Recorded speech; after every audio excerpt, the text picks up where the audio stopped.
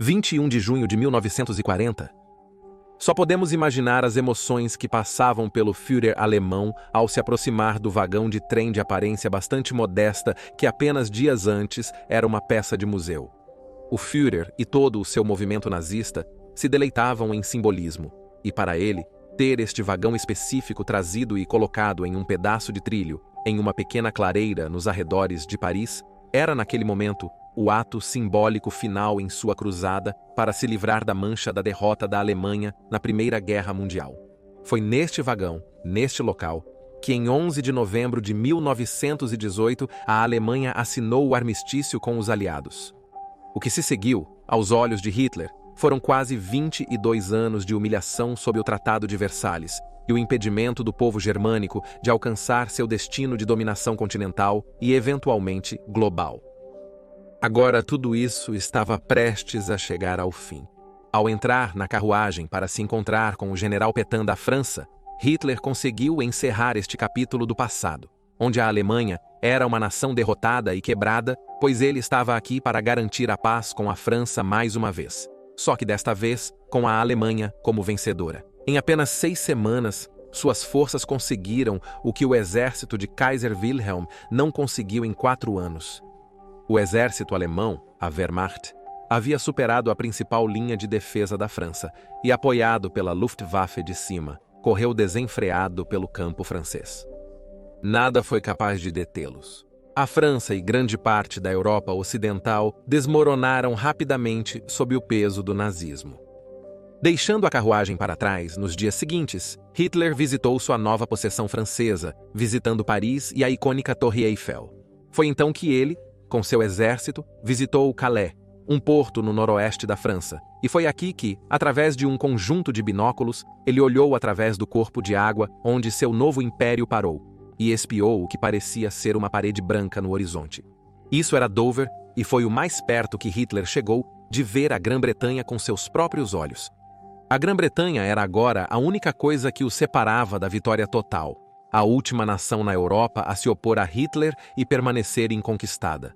Armada com o poderio militar alemão, era a única barreira para a vitória total de Hitler, sendo a última nação europeia a resistir. Seu exército sofreu grandes perdas, deixando a maior parte do equipamento na França durante a retirada de Dunkirk. Sua marinha, outrora a mais poderosa do mundo, não podia esperar conter Hitler de atravessar o Canal da Mancha diante de canhões costeiros, bombardeiros alemães e submarinos, enquanto no ar, a Força Aérea Real estava em desvantagem em relação à Luftwaffe e tentava desesperadamente reconstruir sua força após a desastrosa campanha na França. Nessas condições, com a euforia de suas vitórias, o exército alemão foi duramente atingido, deixando muito de seu equipamento na França ao recuar de Dunkirk. Hitler estava certo de que o recém-nomeado primeiro-ministro britânico Winston Churchill não teria outra escolha senão pedir paz. Ele estava errado. Churchill deixou abundantemente claro que a Grã-Bretanha nunca se renderia à tirania nazista, que as tropas de Hitler teriam que lutar por cada centímetro quadrado das ilhas britânicas, pois na mente de Churchill e no mundo livre em si, a rendição simplesmente não era uma opção.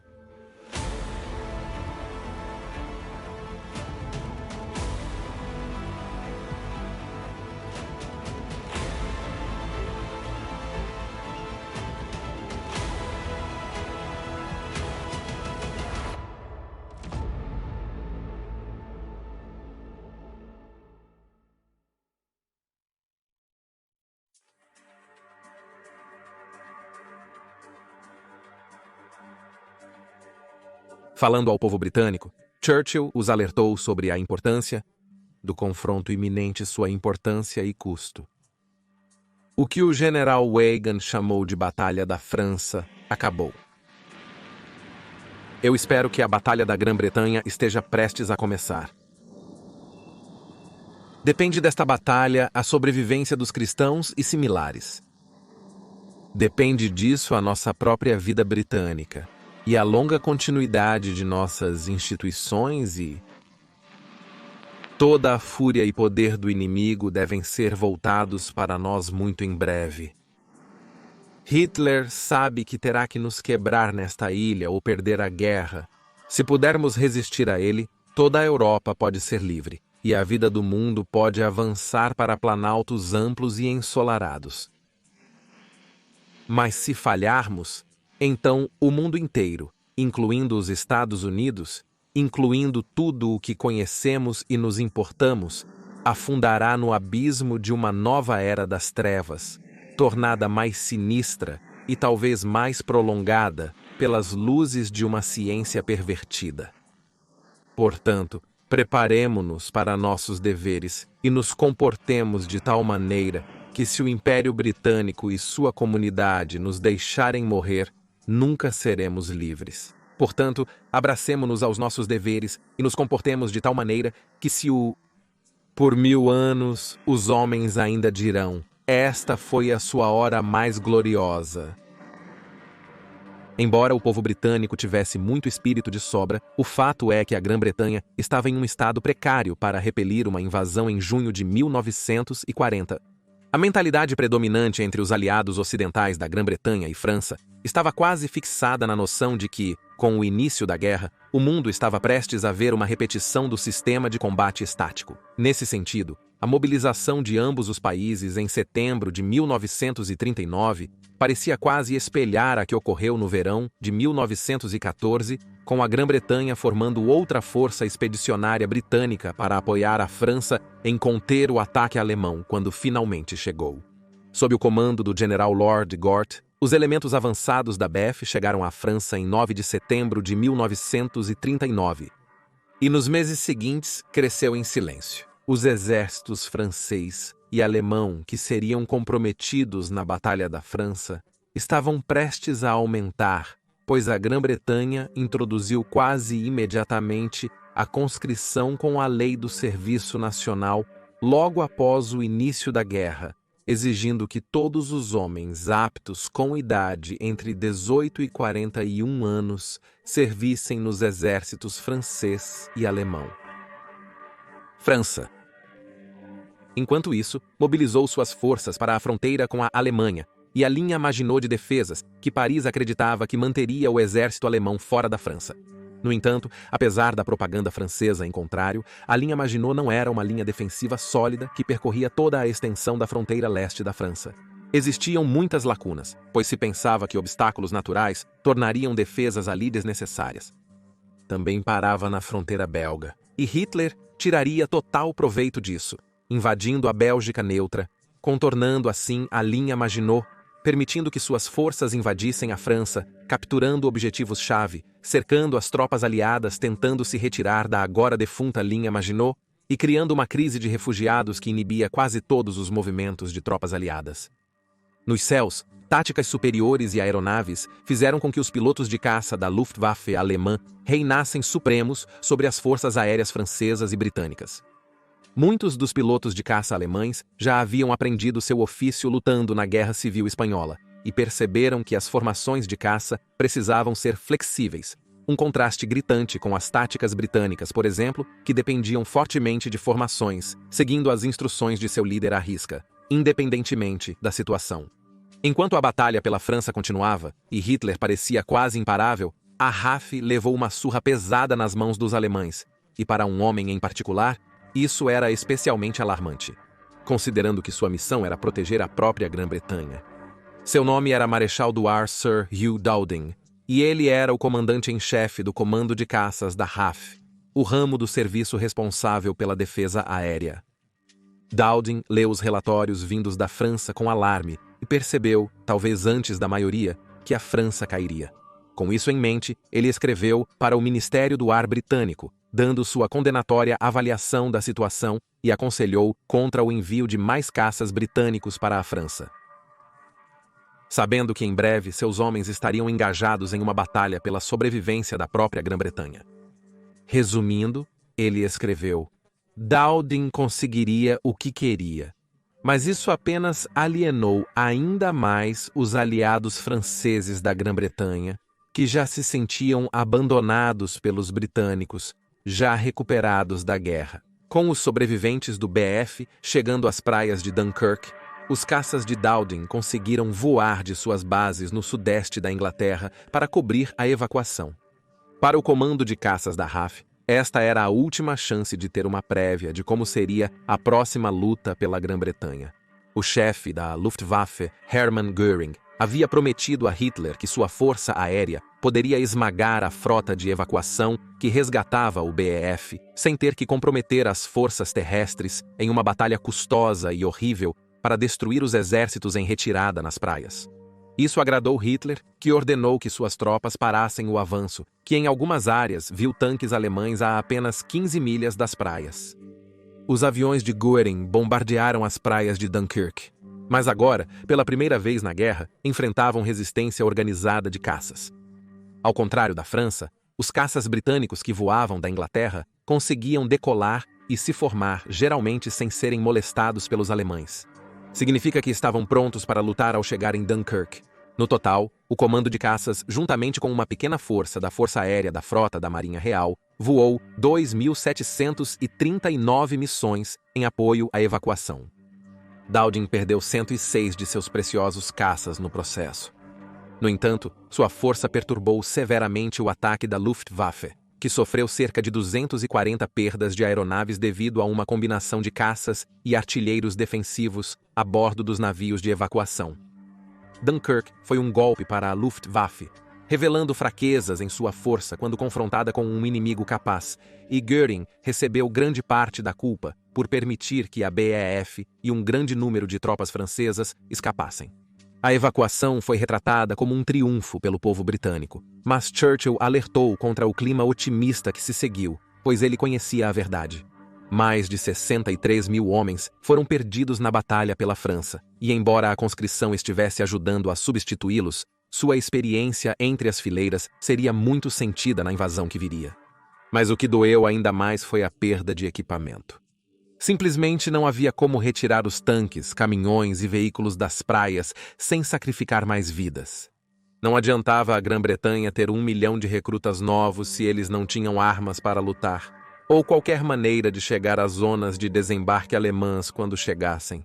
Em resumo, as chances de repelir uma zona de desembarque alemã são muito baixas. A invasão alemã no verão de 1940 estava firmemente contra a Grã-Bretanha de Churchill, que estava derrotada, ensanguentada e à beira do colapso. Mas novamente para Churchill, a rendição nunca foi uma opção. Londres, 4 de junho de 1940. Lutaremos na França. Lutaremos nos mares e oceanos. Lutaremos com crescente confiança e crescente força no ar. Defenderemos nosso país. Defenderemos nossa ilha, custe o que custar. Lutaremos nas praias. Lutaremos nos campos de desembarque. Lutaremos nos campos e nas ruas. Lutaremos nas colinas. Nunca nos renderemos. E se, o que eu não acredito por um momento, esta ilha, ou uma grande parte dela, fosse subjugada e faminta, então nosso império, além dos mares, armado e protegido pela frota britânica, continuaria a luta até que, no bom tempo de Deus, o novo mundo com todo o seu poder e força se apresentasse para o resgate e a libertação do antigo. Mesmo que o povo britânico encontrasse conforto no conhecimento de que sua terra não havia sido invadida com sucesso desde a época dos vikings, lutando contra armadas e imperadores, havia um sentimento de que o país havia sido destruído. Eles nunca haviam conhecido perigo como este. Mas claro, antes de tudo isso, os alemães tinham que realmente chegar lá. O Canal da Mancha, um trecho de água com menos de 20 milhas de largura em seu ponto mais estreito, entre a Grã-Bretanha e a França, havia parado os alemães em suas trilhas. Mas todos sabiam que não poderia continuar assim se Hitler quisesse sua vitória total. E assim ele elaborou seus planos para atravessar o canal. Porém, a RAF estava ferida, mas ainda estava na luta como havia provado em Dunkirk. E como estava em julho de 1940, tentar atravessar, seja por mar ou por ar, sofreria perdas terríveis nas mãos de aeronaves britânicas. Até julho de 1940, Hitler aparentemente tinha um recurso em abundância: Tempo. Ele decidiu quando a Alemanha deveria se rearmar. Ele decidiu quando deveria começar a recuperar seus territórios e povos perdidos. Ele decidiu quando suas forças foram para a Polônia. E foi ele quem decidiu quando eles atacariam o Oeste. Além das ações de sondagem pelos franceses, tanto Londres quanto Paris travaram uma guerra principalmente defensiva desde o início, respondendo às movimentações do Führer no continente. Talvez, esperando que uma paz negociada pudesse ser acordada antes que a guerra em grande escala começasse. Agora, no entanto, o tempo estava trabalhando contra ele. A guerra, considerando dois fatores-chave para a invasão à Grã-Bretanha, era inevitável. Em primeiro lugar, havia a questão do clima. Hitler conquistou a França no momento perfeito para cruzar o Canal da Mancha com um clima adequado para uma invasão segura. De fato, muitos na Grã-Bretanha e globalmente questionavam por que Hitler não perseguiu de imediato o exército britânico através do canal, enfrentando as forças britânicas em seu ponto mais fraco. A resposta era simples. Nem Hitler nem seus generais podiam atravessar o Canal da Mancha. Eles nunca imaginaram precisar conduzir tal invasão, por isso estavam totalmente despreparados. Eles haviam imaginado uma campanha continental na qual a Alemanha dominaria a Europa e forçaria a Grã-Bretanha a aceitar a paz, mas a teimosa recusa de Churchill em cumprir, juntamente com sua promessa de continuar a guerra por todos os meios, significava que a Alemanha agora estava se esforçando para montar um plano para uma grande invasão marítima. Enquanto Hitler e seus generais planejavam a invasão, a Alemanha conseguiu executá-la. Oficiais alemães iniciaram a busca em rios, portos e territórios ocupados por frotas de navios para a próxima campanha, requisitando-os para portos holandeses e franceses. Além disso, foi executado um grande programa de construção para criar barcaças para transportar tropas e equipamentos através do canal. Para atender ao número necessário previsto por Hitler, carpinteiros e construtores de barcos belgas, holandeses e franceses foram contratados pelos alemães. Para atender ao número necessário previsto por Hitler, carpinteiros belgas, holandeses e franceses. Infelizmente para Hitler, a montagem desta armada levaria tempo que consumiria sua janela de oportunidade. Ele havia definido a data para a invasão para meados de agosto, um objetivo ambicioso, dado o esforço logístico que seria envolvido. Mas o alto comando alemão estava ciente de que atrasar a invasão arriscava atravessar quando o tempo piorasse no outono, representando tanto um risco para as tropas nos barcos de invasão, quanto para os defensores britânicos que encontrariam ao chegar ao sudeste da Inglaterra. O exército alemão também estava envolvido na invasão, mas o exército alemão não estava envolvido no...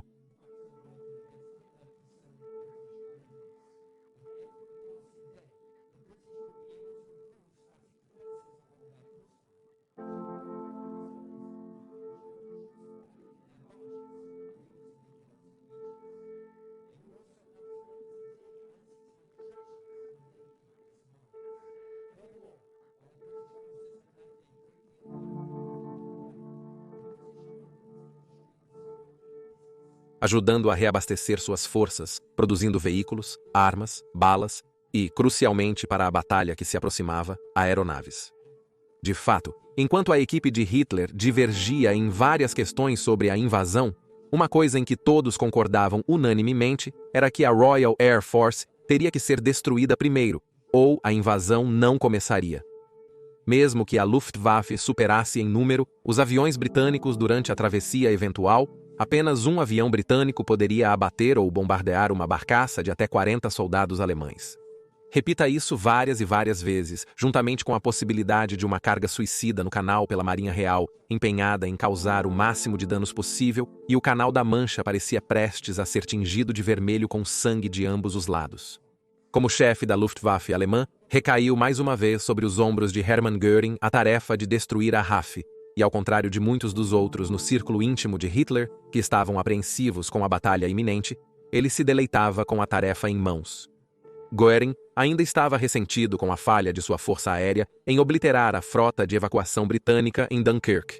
E agora, ele foi apresentado com uma oportunidade de redenção ao abrir efetivamente a porta da Grã-Bretanha para Hitler. Quanto às ameaças da Marinha Real, neutralizá-las recaiu sobre o chefe da Kriegsmarine alemã, o almirante Erich Raeder. Tal como Göring e a Luftwaffe, Raeder e seu serviço mantinham um alto padrão, mancha de perfil em seu registro em relação à Batalha do Rio da Prata, que ocorreu no Atlântico Sul em 13 de dezembro de 1939, com o capitão do encouraçado de bolso alemão Graf Spee, tendo sido enganado a afundar seu próprio navio. No entanto, ao contrário de Göring, Raeder tinha sua frota de U-boats para redimi-lo. que já estavam dando uma verdadeira dor de cabeça aos britânicos ao afundar material de guerra vital que estava sendo enviado do Império Britânico para mantê-lo na luta.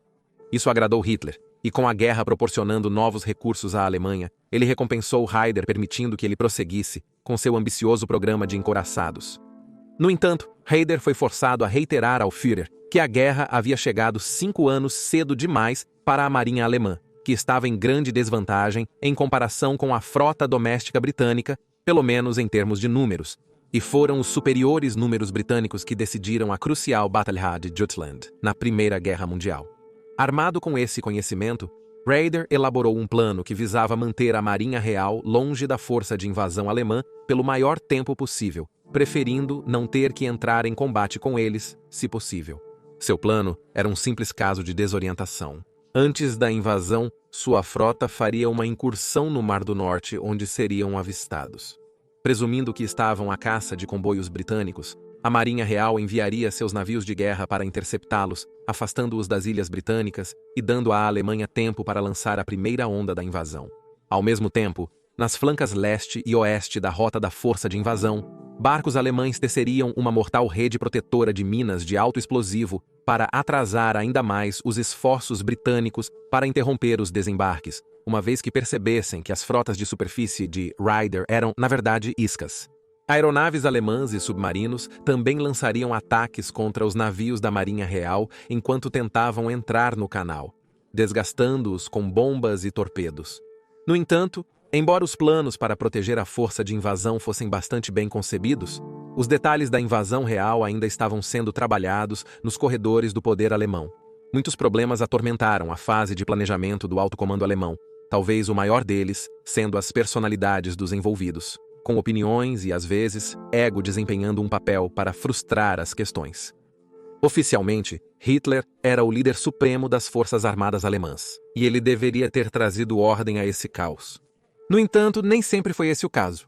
O problema com o comando de Hitler das forças armadas era o sistema totalmente inflexível que exigia que seus generais passassem por ele em quase todas as questões de consequência, deixando-os incapazes de agir quando ele não estava por perto, como quando ele estava fazendo turismo em Paris.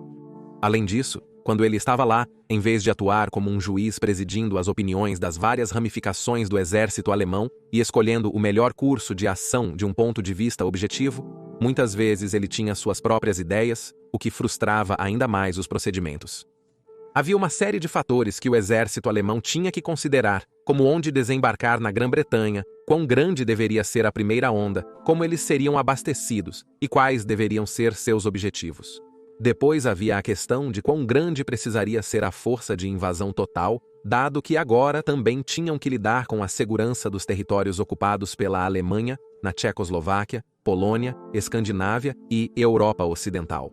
Os franceses, por exemplo, veriam a saída de tantos soldados alemães para a Grã-Bretanha como uma oportunidade para se levantar e, essencialmente, atirar no exército alemão pelas costas.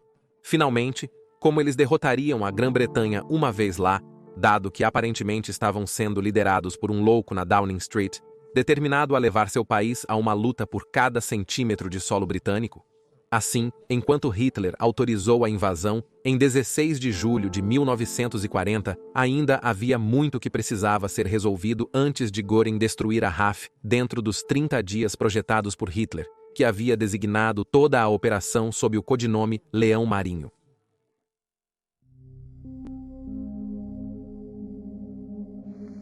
Séculos atrás, palavras foram escritas para ser um chamado e um estímulo aos fiéis servos da verdade e da justiça. Armem-se, e sejam homens de valor, e estejam prontos para o conflito, pois é melhor para nós perecermos em batalha do que presenciar a ultraje de nossa nação e nossos altares. Na Grande Guerra, as aeronaves desempenharam um papel principalmente de apoio às batalhas que ocorriam no solo. No entanto, durante os anos entre guerras, à medida que as aeronaves e as armas aéreas amadureciam, rapidamente se percebeu que no futuro, o papel do poder aéreo iria aumentar, talvez até superando a terra e o mar como a arena mais decisiva. Assim, tornou-se necessário para as forças aéreas do mundo todo investir em suas defesas aéreas, e na Royal Air Force, e isso levou à criação do Fighter Command em 14 de julho de 1936. O papel do Fighter Command era negar a um inimigo as vantagens que o poder aéreo oferecia através do uso de caças para destruir sua força aérea no ar. Desde sua criação, o Fighter Command foi liderado por um homem, o Marechal do Ar Sir Hugh Dowding. Apelidado carinhosamente de Stuffy por seus homens, em referência ao seu comportamento frequentemente sério e aparente falta de senso de humor, Dowding era um líder extraordinariamente talentoso para a nova era de guerra que se aproximava, na qual ele teria um papel de destaque. A força de Dowding estava em sua habilidade de alinhar todos os complexos ativos sob seu comando, criando uma única força coesa para enfrentar o inimigo. Sua atitude sem rodeios também lhe deu uma visão aguçada e pragmática de qualquer situação, permitindo que ele mantivesse a calma sob pressão e usasse seus recursos com a máxima eficiência.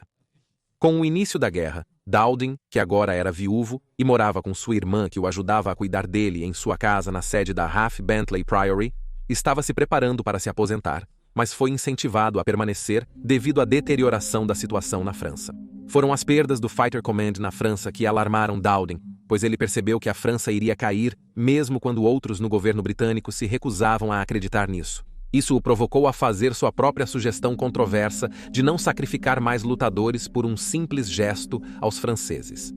Ciente da necessidade urgente de substituições para a próxima batalha, Churchill pediu ao Lord Beaverbrook que comandasse um novo ministério governamental dedicado apenas à produção de aeronaves. A decisão surpreendeu o governo, dado que Churchill e Beaverbrook haviam tido diversos confrontos sobre vários temas. Mas, explicando sua decisão em suas memórias, Churchill confessou que não apenas respeitava Beaverbrook, mas também admirava sua energia quando lhe era dada uma tarefa como essa, tornando-o ideal para o trabalho. Beaverbrook iniciou seu trabalho logo após ser nomeado em 14 de maio de 1940. Tamanha era a urgência que, antes que um prédio administrativo adequado pudesse ser encontrado, Beaverbrook fez todo o seu trabalho a partir de sua propriedade rural. Beaverbrook sabia que os caças seriam de extrema importância nos próximos meses, e por isso ele se concentrou na produção de aeronaves do país para esse objetivo. Seu plano era aumentar a produção de caças para 250% do ponto em que estava quando começou. Mas esse objetivo ambicioso levaria tempo, pois muitas fábricas precisavam ser reestruturadas para construí-los. Com a formação de nuvens de guerra sobre a Europa no final dos anos 1930, a Grã-Bretanha começou seu programa de rearmamento, modernizando a RAF com caças mais avançados. E eles tinham que ser bons, pois a Alemanha estava desenvolvendo um dos verdadeiramente grandes caças da história que assumiria a liderança no próximo confronto militar pelo controle do céu. O Messerschmitt Bf-109 estava, em meados da década de 1930, na vanguarda da tecnologia de caças, dando início a uma nova geração de monoplanos de alta velocidade que podiam dar voltas em torno de seus predecessores biplanos. Ele foi acompanhado pelo caça pesado de 2 motores Bf-110 e pelo caça-bombardeiro, para o qual a Luftwaffe tinha grandes esperanças. O Bf-110 se mostraria notavelmente adaptável, sendo capaz de assumir uma variedade de funções e possuindo um poder de fogo muito pesado no nariz, bem como um segundo tripulante com uma arma defensiva no cockpit traseiro para atirar em um caça-atacante. A resposta britânica foi produzir 2 aviões de combate igualmente capazes.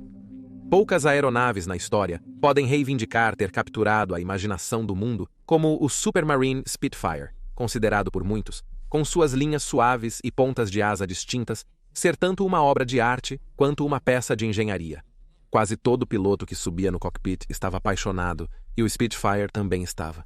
O Spitfire foi projetado pelo talentoso engenheiro Reginald Joseph Mitchell, que faleceu antes do início da guerra. O Spitfire veio de um estábulo mais acostumado a construir hidroaviões do que caças terrestres. No entanto, a Supermarine foi um grande player no circuito de recordes de velocidade das décadas de 1920 e 30, e foi essa busca por máquinas mais rápidas que instantaneamente deu ao Spitfire um pedigree de alto desempenho.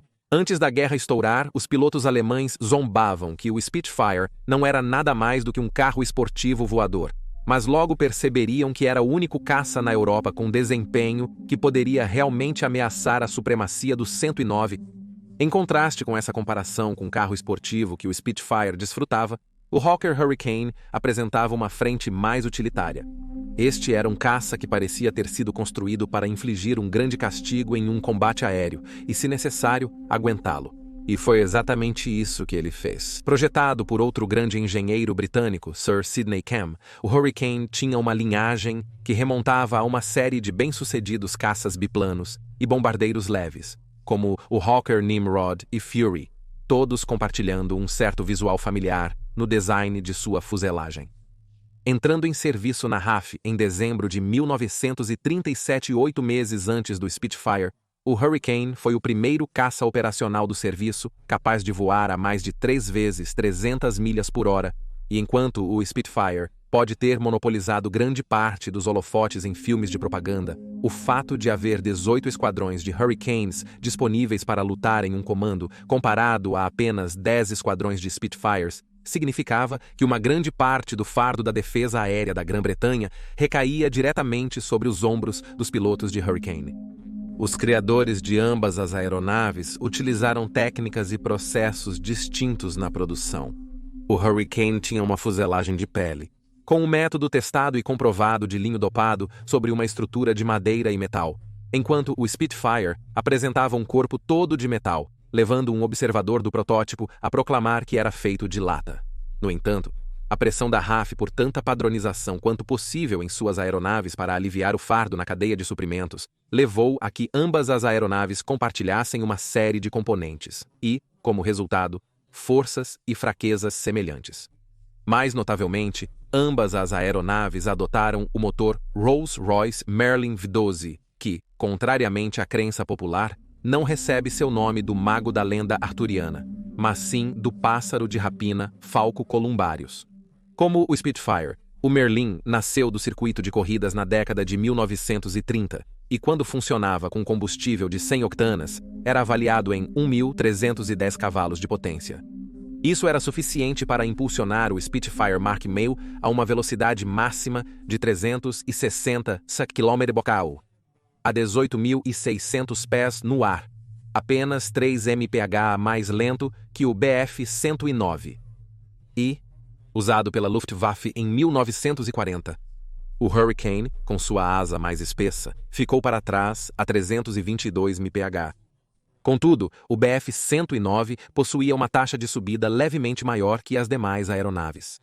No entanto, o desempenho dos primeiros Merlins apresentava uma séria desvantagem quando comparado ao equivalente DB610, o motor do 109E. Enquanto o alemão DB601 tinha injeção de combustível, que impulsionava o combustível para os cilindros, o Merlin ainda utilizava carburadores. Para abastecer o motor, era necessária a gravidade para impulsionar o combustível até os cilindros. Consequentemente, quando um Spitfire ou Hurricane rolava, invertia, ou o piloto abaixava o nariz muito rapidamente na perseguição de uma aeronave alemã, ele experimentaria brevemente a gravidade zero, e o motor seria movido e momentaneamente privado de combustível, fazendo-o gaguejar e perder potência, um cenário potencialmente letal em um combate aéreo. Esforços seriam feitos para corrigir esse problema em campo, como ensinar os pilotos a rolar antes de mergulhar, mas isso dava ainda mais tempo para o piloto alemão escapar.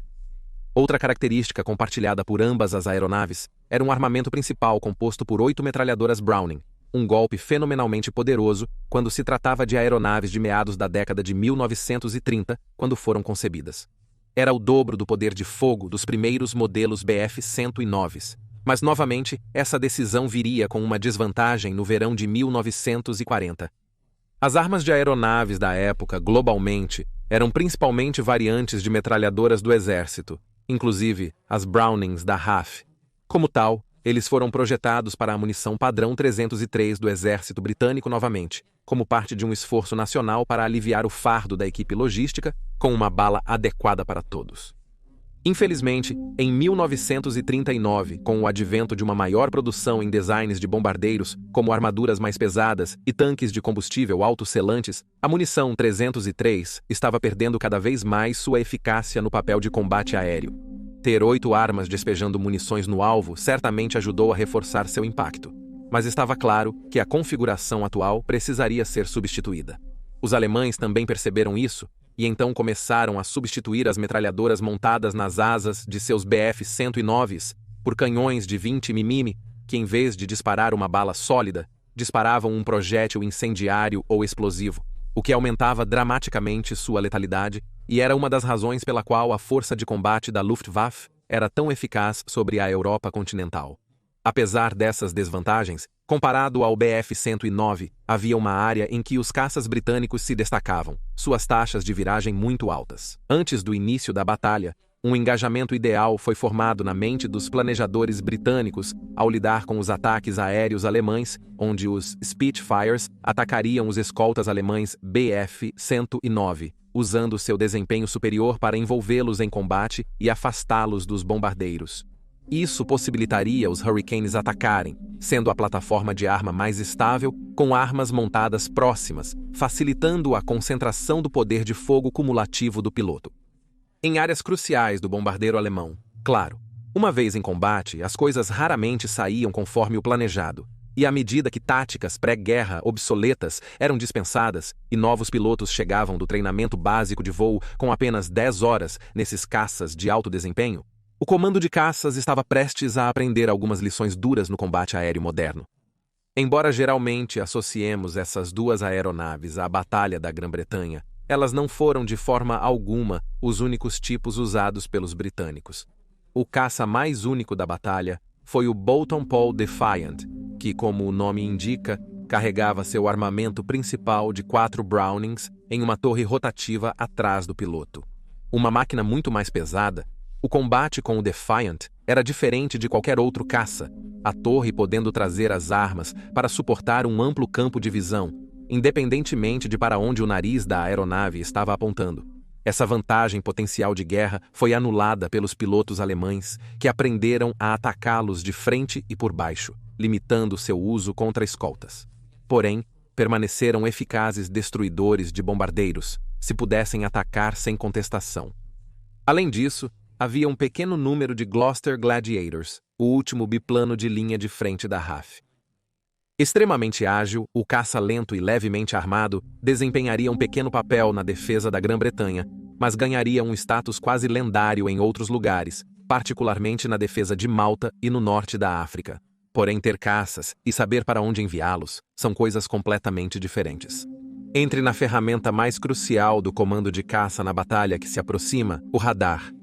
Radar, um acrônimo para detecção e medição por rádio, ainda era uma nova tecnologia em 1940, mas já havia revolucionado a postura defensiva do comando de caça. A Grã-Bretanha não era de forma alguma o único país com tecnologia de radar, mas foi a maneira como o comando de caça de Dowding o usaria que se provaria tão crucial nos próximos dias. Enquanto os alemães usavam seus radares como binóculos, permitindo que os comandantes locais vissem aeronaves inimigas à medida que se aproximavam de sua unidade, Dowding, em vez disso, criou uma intrincada rede de estações de radar, apelidada de Chain Home, para detectar invasões iminentes e então passar essa informação para um quartel-general centralizado, responsável por todas as operações de caça em uma determinada área. Protegendo o sudeste da Inglaterra, incluindo Londres, o grupo número 11, comandado pelo vice-marechal do ar Keith Park, baseado na RAF Uxbridge, receberia a maior parte dos próximos ataques alemães, reforçado pelo grupo número 10 que cobria o sudoeste da Inglaterra e o grupo número 12 que cobria as Midlands e East Anglia. De suas salas de controle, cada comandante de grupo tinha uma visão privilegiada dos eventos à medida que aconteciam, o que lhes permitia usar seus recursos com a máxima eficiência. Por exemplo, em vez de mobilizar todas as aeronaves para ir atrás de uma força alemã, como era a prática anteriormente, eles agora podiam enviar apenas o suficiente para enfrentá-la, mantendo assim outros esquadrões de reserva, caso a força alemã avistada anteriormente estivesse agindo como parte de um ataque maior. Alternativamente, em caso de uma grande incursão contra um grupo, Dowding, na posição de chefe do comando de caças na RAF Bentley Priory, poderia mobilizar aeronaves de grupos vizinhos para auxiliar. Essa era a genialidade das habilidades organizacionais de Dowding. Isso criou uma rede de defesa aérea intrincada, mas flexível, para trazer o máximo de força possível contra os atacantes, e foi tão inovador que lançou as bases dos modernos sistemas integrados de defesa aérea de hoje. A desvantagem do radar, no entanto, é que ele não conseguia informar a Dowden o tamanho e a composição da incursão alemã que estava detectando. Essa tarefa coube ao Royal Observer Corps, um exército de pessoal especialmente treinado que muitas vezes se sentava no topo de penhascos, montanhas e prédios altos com binóculos, observando as aeronaves alemãs e passando o que viam de volta para Dowden. Claro, criar uma rede tão complexa não estava isenta de riscos. O maior deles sendo que era muito fácil para os controladores confundirem aeronaves amigas com inimigas. E assim, para prevenir casos de fogo amigo, os caças britânicos começaram a ser equipados com um dispositivo de rádio conhecido como IFF, que significa Identificação Amigo ou Inimigo. A necessidade de tal dispositivo aumentou assustadoramente cedo, quando em 6 de dezembro de 1939, apenas no terceiro dia de guerra do comando de caças, 2 Spitfires derrubaram um par de Hurricanes durante um alarme falso, matando um dos pilotos do Hurricane. Infelizmente, nem todas as aeronaves do comando de caças tinham um desses conjuntos de IFF instalados, e alguns pilotos até desgostavam de carregá-los devido ao peso que adicionava à aeronave. Organizacionalmente, Dowden e o comando de caças estavam prontos. Porém, mesmo com o auxílio de Beaverbrook, ainda estavam se reestruturando materialmente. A necessidade de novos pilotos levou a um treinamento mais simplificado, deixando-os menos aptos para enfrentar os experientes alemães. Mas não havia mais tempo. A Batalha da Grã-Bretanha estava prestes a começar.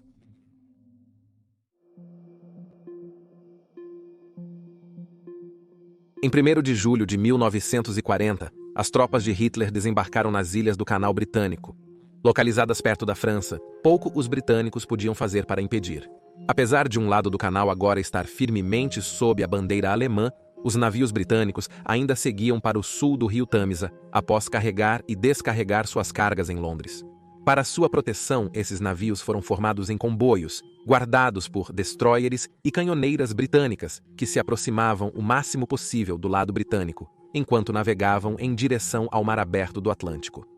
Mesmo antes de Hitler ter decidido o curso para uma invasão, Göring decidiu instigar uma campanha com o objetivo de destruir esses comboios e os portos de onde eles partiram. Ele deduziu que isso não apenas prejudicaria o tráfego crucial de navios britânicos, mas também atrairia os caças da RAF para serem destruídos por seus competentes pilotos do Bf-109 no ar. Começando em julho, houve várias escaramuças e invasões, mas foi em 10 de julho que Göring aumentou a intensidade. Foi em 10 de julho que a Batalha da Grã-Bretanha começou. Uma nuvem pesada naquela manhã cobria o Canal da Mancha. Baseado na RAF Coltishall, Norfolk não. O Esquadrão 66 estava em alerta quando às 7h30 receberam a chamada para despachar 3 de seus Spitfires para investigar uma única aeronave, detectada por radar em West Beckham. Liderados pelo oficial piloto Charles Cook, os 3 pilotos de Spitfire não poderiam saber que estavam prestes a instigar uma das batalhas mais cruciais da história. Rompendo através da nuvem espessa, eles avistaram um intruso a 10.000 pés e identificaram a ameaçadora e esguia silhueta de um bombardeiro Dornier 17 de 2 motores. Apelidado de lápis voador antes da guerra, em referência à sua longa e fina fuselagem, projetada para dar à aeronave a maior velocidade possível, o Dornier agora era o mais antigo do trio de bombardeiros da Luftwaffe. Com apenas uma aeronave à vista, era óbvio para os pilotos de caça da RAF que a aeronave estava em uma missão de reconhecimento, provavelmente avaliando o clima antes que um ataque de acompanhamento fosse ordenado. Cook e sua equipe iniciaram o ataque, atirando no bombardeiro, enquanto os pilotos alemães tentavam desviar desesperadamente. Tudo foi em vão, no entanto, e o bombardeiro condenado rolou para um mergulho mortal, caindo perto de Great Yarmouth, mas não antes da aeronave de Cook receber uma cicatriz de batalha do encontro, na forma de uma bala de um dos defensores alemães, quebrando seu para-brisa, forçando-o a voar de volta para Coltishall com um vento gelado batendo em seu rosto. Mas isso foi apenas o primeiro round. Às 10.000 outro Dornier 17 errante encontrou o que a Luftwaffe estava procurando, um comboio do canal, codinome Brad, navegando ao largo de North Foreland. O radar detectou o bombardeiro alemão e enviou 6 Spitfires do Nomir. 74 esquadrão na RAF Manston para isso, porém o Dornier não estava só. Vagando sobre o canal em apoio ao esforço de reconhecimento, estava um voo de 30 Messerschmitt BF-109s, uma perspectiva aterrorizante para os pilotos de Spitfire, que mesmo assim prosseguiram com seu ataque à aeronave de 2 motores. Apesar de um esforço frenético para derrubar o Dornier, os BF-109s em enxame os afastaram com seus números superiores, permitindo que o bombardeiro alemão escapasse, deixando para trás os caças para duelar perto da cidade litorânea de Margate. Apesar das aeronaves de ambos os lados sofrerem danos, todas conseguiram retornar às suas bases. Em outro local, mais Spitfires foram mobilizados para confrontar BF-109s vistos perto de Dover. Na breve, mas feroz batalha, um Spitfire foi perdido antes que os alemães se retirassem. Considerando que os alemães sabiam das posições do comboio, os esquadrões do NON. 11 grupos se prepararam para o que estava por vir, e às 1330 horas, as estações de radar detectaram uma grande força de aeronaves alemãs voando sobre o Pas de Calais. 26 Dornier, 17 e 40 bombardeiros de combate bimotores Messerschmitt BF-110 estavam a caminho para atacar o comboio, sendo escoltados por 24 BF-109s. Era isso. Este foi o primeiro teste real do comando de caças na Batalha da Grã-Bretanha. Os primeiros a chegar foram os Hawker Hurricanes do nome. 111 Esquadrão formou uma grande formação em V, antes de se lançar contra a formação de bombardeiros alemães, atacando os Dorniers de frente, onde eram menos protegidos. Com seus olhos aguçados, o piloto do Hurricane, Ben Bowring, testemunhou mais tarde que, enquanto os Hurricanes atravessavam a formação, ele podia ver um piloto de Dornier em pânico se levantando de seu assento para escapar do que ele pensava que seria uma colisão. Com essa estratégia, os Hurricanes desmontaram a formação de bombardeiros, iniciando a eliminação dos Dorniers e prevenindo ataques aos comboios. No entanto, tais táticas agressivas eram tão perigosas para os Hurricanes quanto para os bombardeiros pesados. O oficial de voo, Tom Higgs, estava no processo de atacar um Dornier quando sua asa bateu na aeronave alemã, enviando ambos para o Canal da Inglaterra. Seu corpo não seria encontrado por mais de um mês, quando apareceria na costa holandesa ocupada. No RAF Bentley Priory, Dowding podia ver o quadro se desenrolando e se sentia impotente ao assistir à mesa de traçado sendo atualizada com os movimentos do esquadrão. 5 esquadrões agora estavam comprometidos com a batalha sobre o canal, e os rádios estavam vivos com tanto aplausos animados quanto gritos aterrorizados. Na confusão, a coesão de ambos os lados se desfez em grande parte, deixando muitas vezes os pilotos a se defenderem sozinhos. O piloto oficial Bob Doe logo descobriu que seu Spitfire não estava apenas recebendo tiros de um BF-109 atrás dele, mas simultaneamente de um à sua frente também, incapacitando seu caça e forçando-o a ejetar, de onde ele assistiu seus 2 atacantes quase colidirem de frente um com o outro. No canal, jatos de água se ergueram quando as bombas erraram o comboio de navios. Apesar de não abaterem tantos bombardeiros quanto desejavam, os caças da RAF prejudicavam severamente a habilidade deles de atingir o alvo. Ao final da batalha, a RAF havia abatido 13 aviões alemães, perdendo apenas 6 dos seus, uma proporção de abate para a perda de mais de 2 para 1.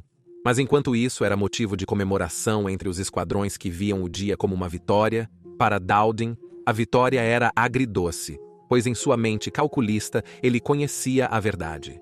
Com cerca de 750 caças operacionais enfrentando uma força de 2.700 aviões de guerra alemães, se o comando de caças tinha alguma esperança de vencer a Batalha da Grã-Bretanha, os caças britânicos teriam que conseguir o dobro de abates no futuro. Caso contrário, através de simples atrito, eles seriam desgastados até a derrota. Mas a batalha sobre o canal não foi o único ataque alemão naquele dia, pois a Luftwaffe também lançou um astuto ataque de longo alcance contra a cidade portuária galesa de Swansea, voando para o sul das Ilhas Britânicas antes de atacar pelo oeste. Pegando as defesas britânicas completamente de surpresa, a força de 70 bombardeiros alemães danificou inúmeros navios no porto, uma fábrica de munições, uma linha ferroviária vital e matou 30 pessoas no processo. Tamanha foi a total surpresa do ataque, que qualquer avião da RAF na área foi acionado para interceptá-los, incluindo um rebocador de alvo Hawker Henley, pilotado pelo comandante de ala Ira Jones, um veterano da Primeira Guerra Mundial e ele mesmo um galês nato. Armado com nada mais do que um sinalizador, ele perseguiu um Junkers Ju 88 alemão e disparou contra o bombardeiro, na esperança de incendiá-lo, embora não tenha tido nenhum impacto. O ataque a Swansea mostrou simultaneamente quão astutos os alemães poderiam ser e quão esticados estavam os recursos do comando de caça. No dia seguinte, na quinta-feira, 11 de julho, a Luftwaffe novamente fez um ataque à navegação no Canal da Inglaterra, esperando atrair o máximo possível da frota de caças da RAF para a batalha.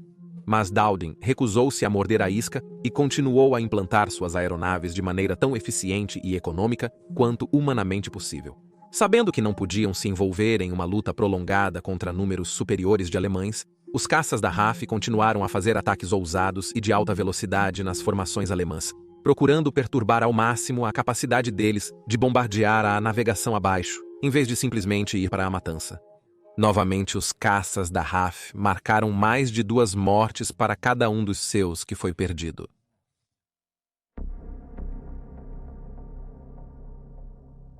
O mau tempo atrapalhou as operações da Luftwaffe nos dias seguintes, mas eles logo retornaram com força, e o Estreito de Dover ficou conhecido para a RAF como o Canto do Fogo do Inferno.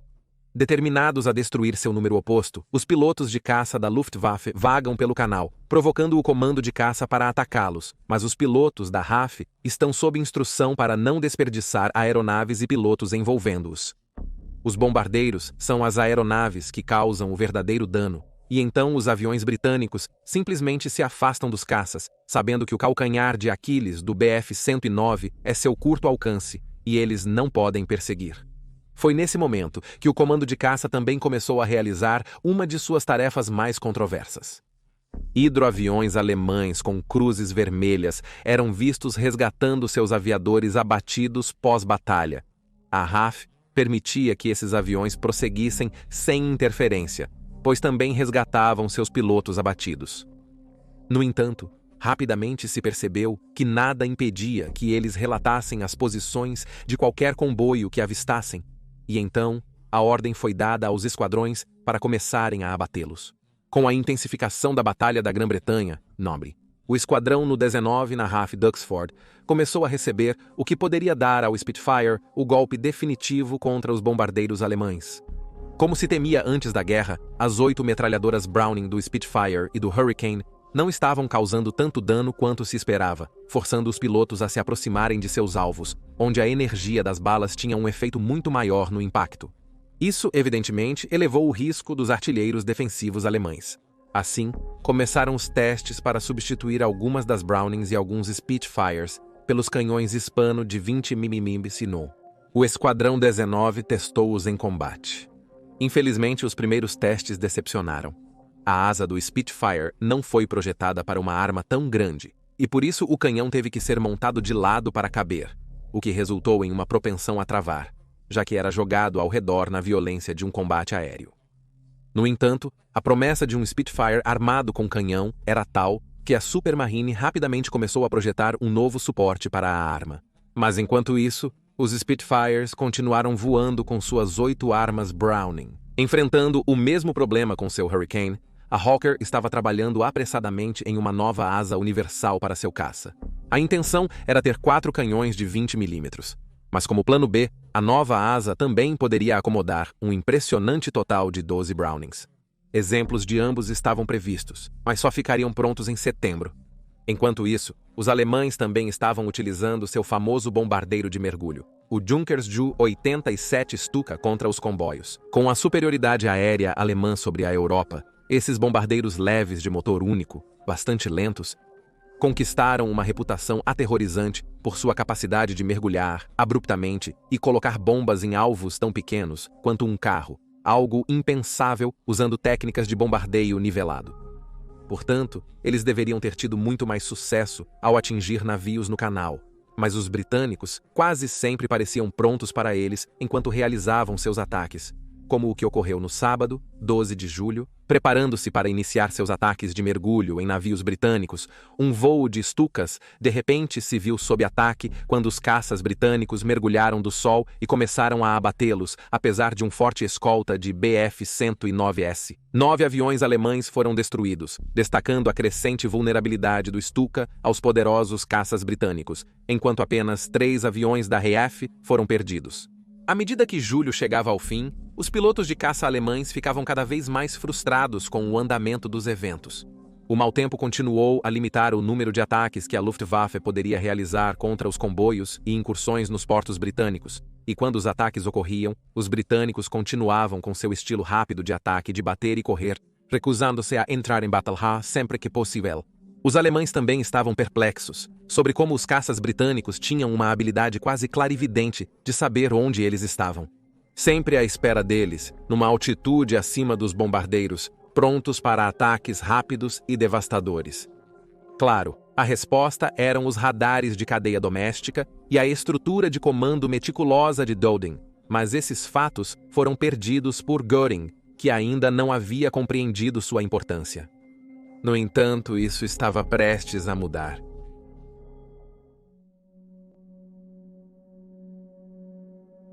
A chegada do crucial mês de agosto para os planos de Hitler colocou uma pressão maior sobre o chefe da Luftwaffe. Depois da queda da França, muitos na Luftwaffe e no exército alemão acreditavam que a guerra havia terminado, enviando várias unidades de volta à Alemanha para licença. Agora eram convocados para enfrentar a RAF, partindo de bases na Europa Ocidental e Escandinávia. Em 5 de agosto, a Luftwaffe perdeu uma de suas estrelas na forma de Reinhard Seyler, que havia conseguido 9 abates durante a Guerra Civil Espanhola e mais 2 durante a luta pela França, quando foi ferido em um confronto com uma força de Spitfires, deixando-o passar o resto do ano se recuperando.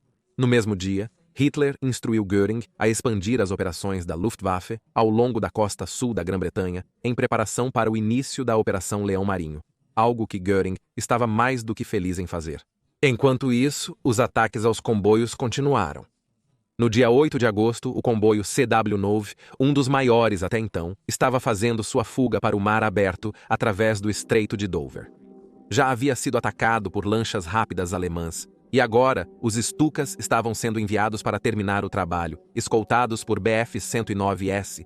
No entanto, os alemães novamente se encontraram sob ataque dos Hurricanes do Número 145 Esquadrão, que conseguiu quebrar a formação alemã.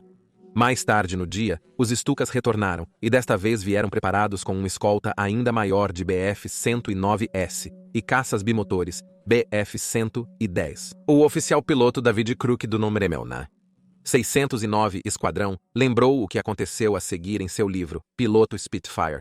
Nós nos dirigimos para o comboio, que agora estava a 12 milhas ao sul de Bournemouth. Estava a aproximadamente 5 milhas do comboio, observando vários caças inimigos circulando acima, semelhantes a um enxame de moscas, zumbindo em volta de um pote de geleia.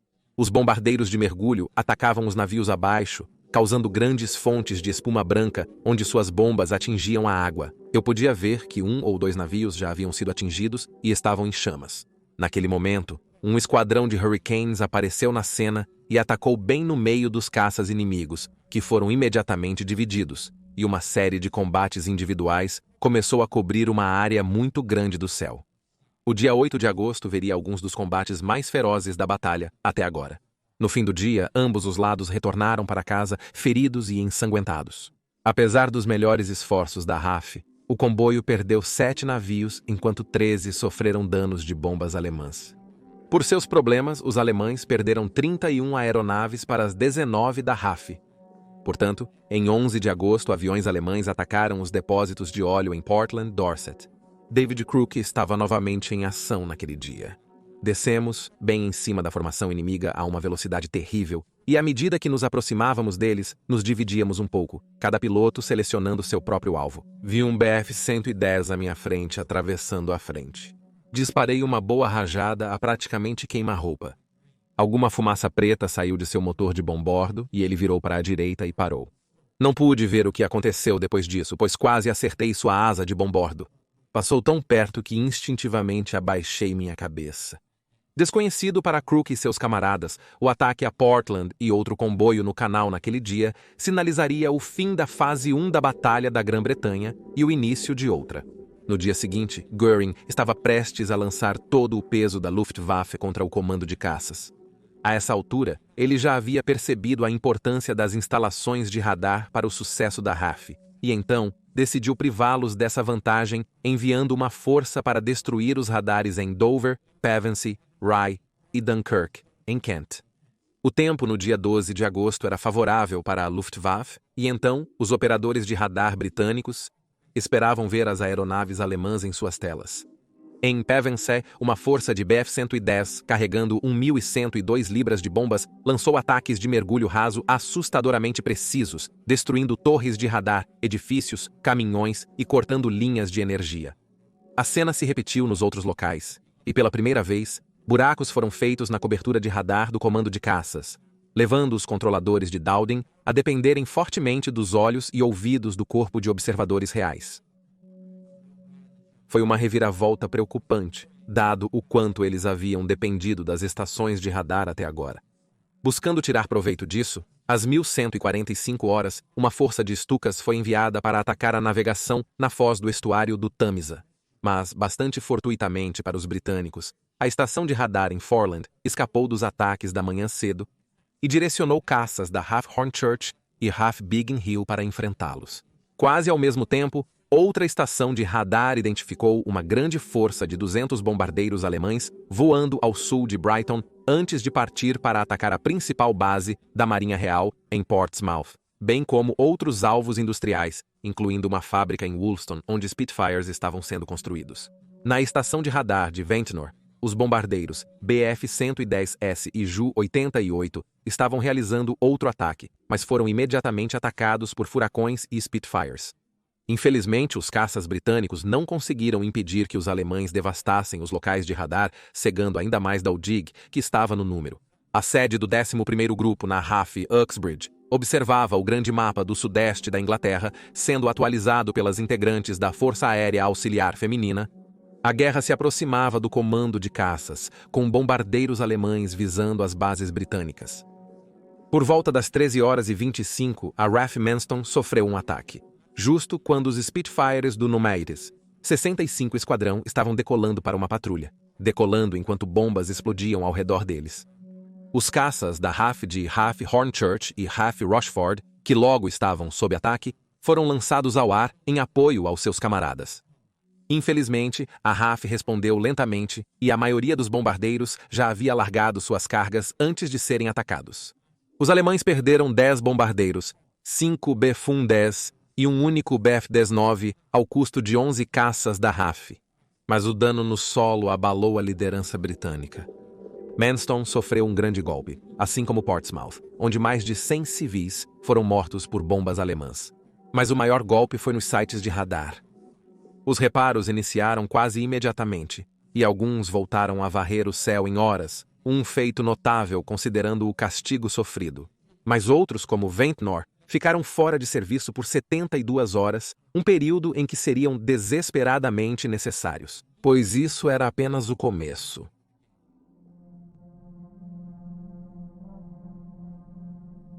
À medida que a data original de Hitler para o início da Operação Leão Marinho se aproximava rapidamente, ficava cada vez mais claro que suas forças não estavam prontas para atravessar o canal. Mesmo excluindo o fato de que a RAF ainda aparecia em força, os preparativos para a travessia estavam incompletos, assim como os detalhes finais do plano geral. Portanto, ele relutantemente adiou a data em 2 semanas para o início de setembro. Enquanto isso, cabia a Göring e à Luftwaffe lançar uma grande ofensiva contra a RAF, cujo objetivo seria destruir todas as bases de caças da RAF no sudeste da Inglaterra e, assim, alcançar a superioridade aérea sobre as zonas de invasão. Os ataques em 12 de agosto não passaram de um trabalho de preparação, pois no dia seguinte, a Luftwaffe de Göring foi ordenada a entrar em ação com força. Quase 1.400 aeronaves, a maior armada aérea da história até aquele ponto, seriam colocadas contra as bases do comando de caças em um único dia, um dia que Göring chamaria de Aldertag, ou Dia da Águia.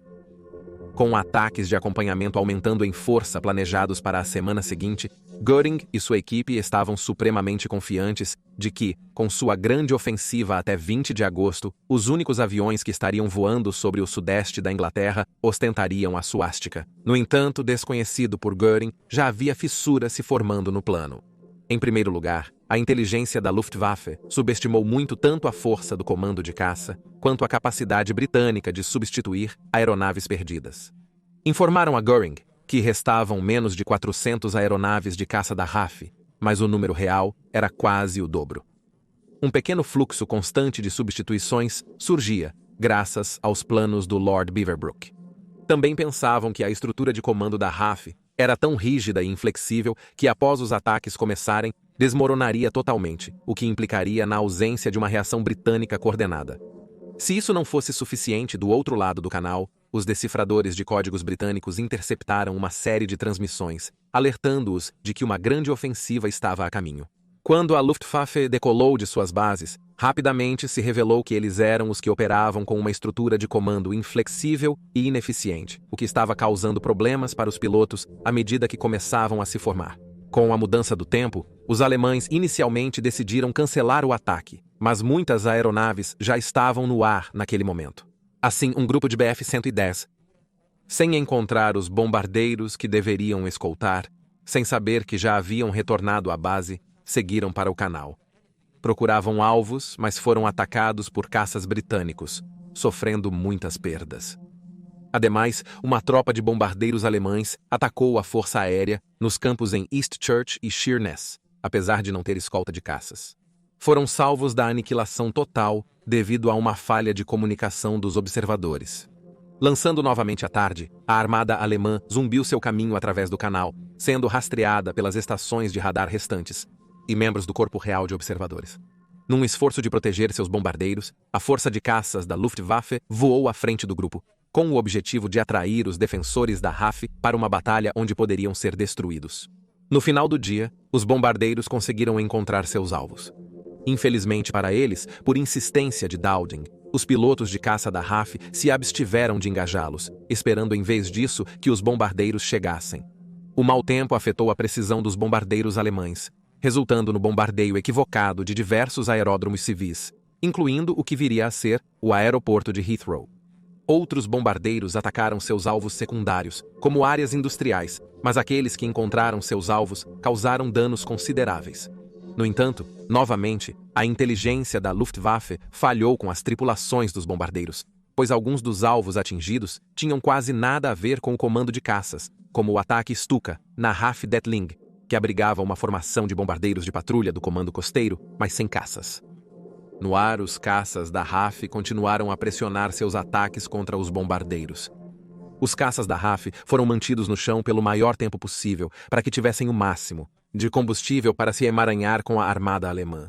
No final do dia, 13 caças da RAF foram perdidos, mas eles destruíram 47 aeronaves alemãs.